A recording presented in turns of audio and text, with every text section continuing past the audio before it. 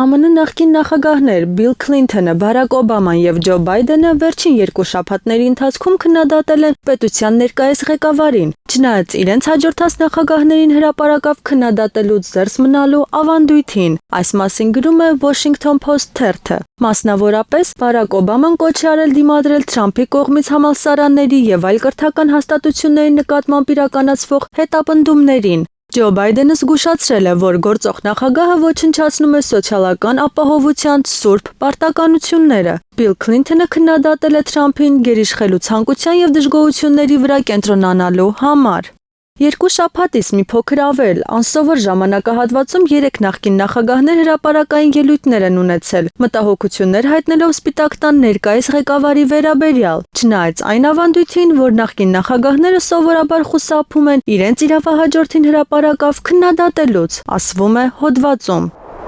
ԱՄՆ նախագահ Դոնալդ Թրամփը որոշել է կասեցնել առևտրային մաքսատուրքերի սահմանումը։ Ֆինանսների նախարար Սքոթ Բեսենթի և առևտրի նախարար Հովարդ Լյուտնիկի հետ զրույցից հետո, այս մասին գրում է Wall Street Journal-ը։ Նախարարները կարողացան օգտվել պահից և համոզել Թրամփին մաքսատուրքերի հարցում, սակայն կար մի մեծ խոչընդոտ՝ Փիթեր Նավարոն, Թրամփի մաքսատուրքերի սիրահար առևտրային խորհրդականը, որը անընդհատ շրջում էր օվալաձև աշխատասենյակում, նշում է պարբերականը։ Ապրիլի սկզբին Թրամփը կտրուկ բարձրացրել էր 185 երկրներից ներմուծվող ապրանքների նկատմամբ մաքսատուրքերը, սակայն ԱՄՆ առաջնորդը շուտով հայտարարեց 75 երկրների, այդ թվում Եվրամիության համար մաքսատուրքերի 90-օրյա դադարեցման մասին։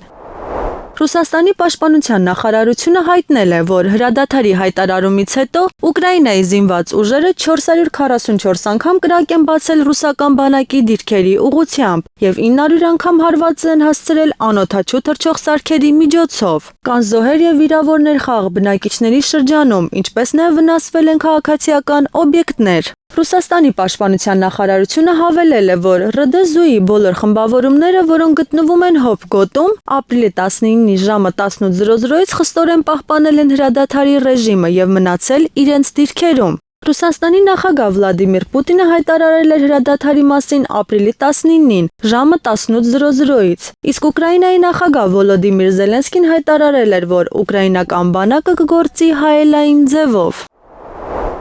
Իրանի բանակի ցամաքային զորքերի հրամանատար, բրիգադի գեներալ Կիոմարս Հեյդարին հայտարարել է զինված ուժերի զինանոցում սեփական արտադրության արհեստական բանականության վրա հիմնված հույժ գաղտնի զենքի առկայության մասին։ Տեղեկացնում է Մեհրը։ Մենք ամենաժամանակակից զենքերն ունենք, որոնցից մի քանիսը գաղտնի են կամ նույնիսկ հույժ գաղտնի։ Դրանք չափազանց բարդ արհեստական բնականության կիրառմամբ համակարգեր են, չնայած դրանք դեռ դասակարգվում են որպես սովորական զենքեր, սակայն դրանց հնարավորությունները բացառիկ են, հայտարարել է բրիգադի գեներալը։ Իրանի բանակի ցամաքային զորքերի հրամանատարն ընդգծել է, որ այդ համակարգերը հրապարակայնորեն չեն բացահայտվել ռազմավարական նկատառումներից ելնելով, սակայն լիովին աշխատունակ են։ Հեյդարին նշել է ցամաքային զորքերում նշանակալի ձևափոխումների մասին Իրանի և Իրաքի 1980-1988 թվականների պատերազմի ժամանակներից հետո, ինչի շնորհիվ դրանք ավանդական կառուցվածքից վերածվել են ժամանակակից,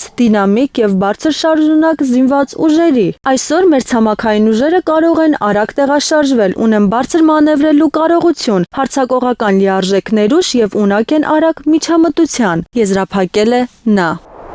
Իսրայելի արտաքին գործերի նախարար Գիդեոն Սաարը Թելեգրաֆին տված հարցազրույցում հայտարարել է, որ Իսրայելի իշխանությունների կողմից մայիսին Իրանի միջուկային օբյեկտներին հարված հասցնելու ծրագրի մասին տեղեկությունը չի համապատասխանում իրականությանը։ Ես Իսրայելի անվտանգության կաբինետի անդամ եմ, մասնակցում եմ բոլոր հանդիպումներին նեղ շրջանակով և չեմ հիշում նման որոշում, ասել է նա, մեկնաբանելով Իսրայելի կողմից Իրանի միջուկային ծրագրի դեմ գործողություն իրականացնելու մտադրության մասին հաղորդագրությունները։ Ես չեմ կարծում, որ նման որոշում է կայացվել, սակայն Իսրայելի նպատակն է կանխել Իրանի կողմից միջուկային զենքի ստացումը։ Եթե այս նպատակին կարելի է հասնել դիվանագիտական ճանապարհով, դա ընդունելի է, բացատրել է նախարարը։ Այնուամենայնիվ, Սաարը նաև զգուշացրել է Իրանի նկատմամբ չափից ավելի վստահության մասին։ Իրանը միշտ արհամարհել է իր միջազգային պարտավորությունները, չեն բացառում, որ նրանք կփորձեն ինչ-որ մասնակի պայմանավորվածություններ ձեռք բերել, որպեսզի խուսափեն անհրաժեշտ որոշում կայացնելուց։